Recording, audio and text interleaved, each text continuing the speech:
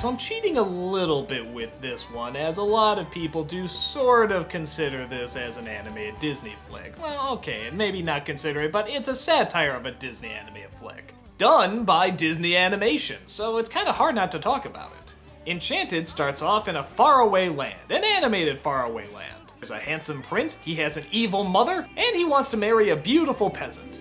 But the mother doesn't want them to marry and so banishes her to another kingdom.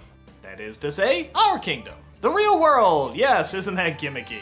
She comes across a father and daughter in New York City who take pity on her and decide to take her in.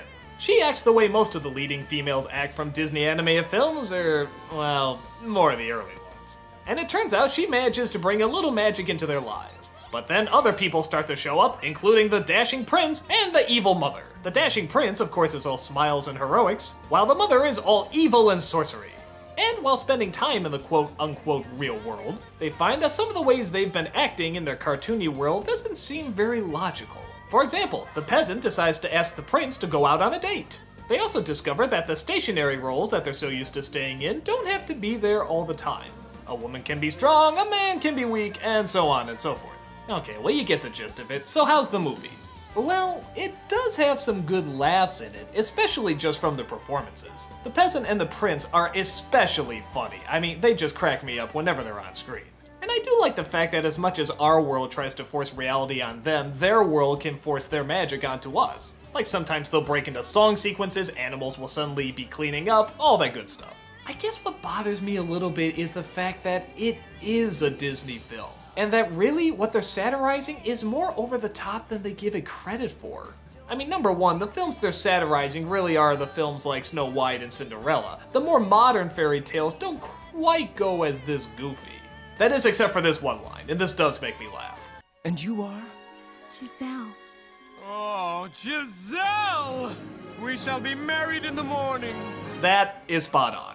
But aside from that, the whole idea that the princesses always have to be damsels and that the princes always have to save the day, I don't know, it seems like with Beauty and the Beast and Mulan and Aladdin and stuff, they've mixed it up a bit. I mean, okay, it's not perfect and they do sometimes go back into those roles, but I think even Disney knows that they've come further than this movie is giving them credit for. On top of that, it works when they're playing it up for laughs, but the last third where Susan Sarandon is quoting every obvious stereotype, man, does that get annoying.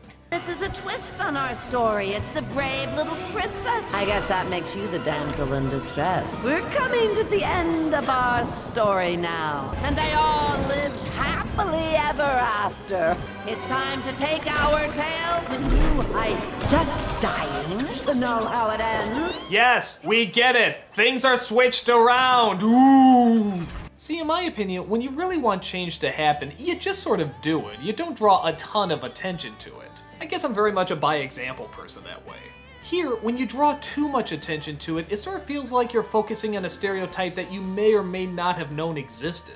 Like maybe you had a girl who was a tomboy and wasn't into princesses, and then you find out, oh, you were supposed to be this way, but now we're telling you it's okay. Or how about a boy who wasn't into fighting and rescues, but then you find out, oh no, this is what you're supposed to be.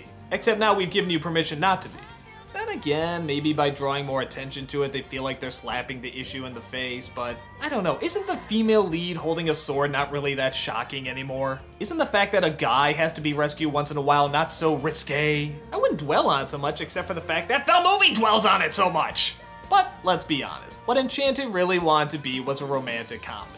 For kids, but mostly for adults. So in a sense, they overplayed the childish stereotypes because, well, it'll get a bigger laugh out of the adults, because that's what they remember growing up with, Snow White, Cinderella, and so forth. I guess I just get a little nervous thinking that this could possibly be a kid's first Disney movie, when obviously it's satirizing Disney movies, and even then, not phenomenally well.